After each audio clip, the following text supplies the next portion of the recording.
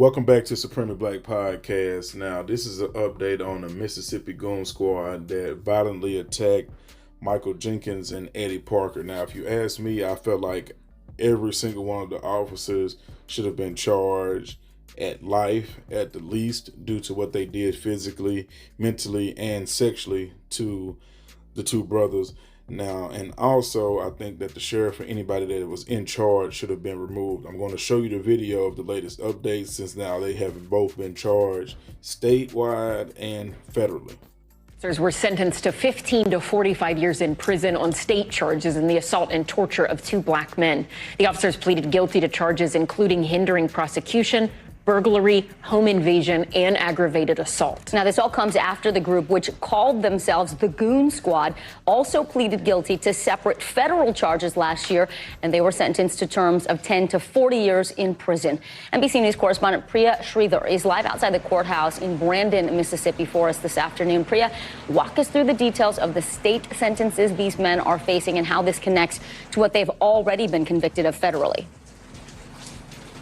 Yeah, that's right. These 6 law enforcement officers actually pleaded guilty to all of both the federal and the state charges. Most of them were felonies. As you mentioned, home invasion, obstruction of justice, conspiracy, aggravated assault. This all stems from an incident that happened back in January of last year where a white neighbor in Rankin County called a sheriff's deputy and said that she was concerned about 2 black men who were entering a white woman's home. At that point, this deputy mobilized what they called the Goon Squad because they prided themselves on using excessive force, went to that home, entered without a search warrant, and then proceeded to brutally torture these men for a period of 90 minutes, physically, sexually, and psychologically abusing them. And once things had gotten too far, one of those 2 black men ended up shot in the mouth.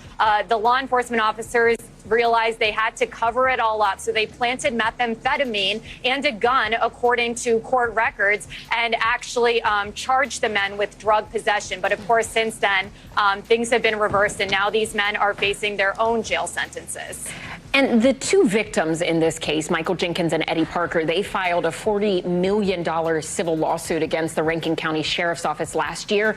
What are you hearing from them? Have they spoken today? Have their families spoken out? Yeah, we heard from the victims and their families, and they called the sentences today monumental, especially since what the state was recommending, which was actually half of what the judge ended up imposing today. They did deliver victim impact statements inside of the courtroom through their attorney, Malik Shabazz. Let's take a listen to the words of Eddie Parker, one of those 2 victims. My life was not perfect, but it was mine. I doubt if I'll ever experience it again. I wish I didn't have to experience the memory of this torture session, but I can't do that either. I can't erase my memories, but I will struggle to live on. And so Vicki and Ellison, now everyone from the courtroom actually moved over to the Rankin County Sheriff's Department because they're calling on the Sheriff Brian Bailey to resign. They say there are systemic problems in the Sheriff's Department and that he knew about it, and it's time for him to go. All right, and that civil lawsuit is a $400 million lawsuit. We'll keep following this. Priya, thank you so much. We appreciate it. I will close this video out by saying, pay them foes, man. Ain't no way that they shouldn't, honestly, like I said, they should have got life sentences. It shouldn't have been anything less than that just based off of how they went about it. But pay them people. I hope they end up getting all $400 million by the whole city if you want to. But yeah, they definitely deserve that, man. My thoughts and prayers still goes out to these brothers or anybody else that has been wrongfully abused in these situations. Long live CC. I'm out.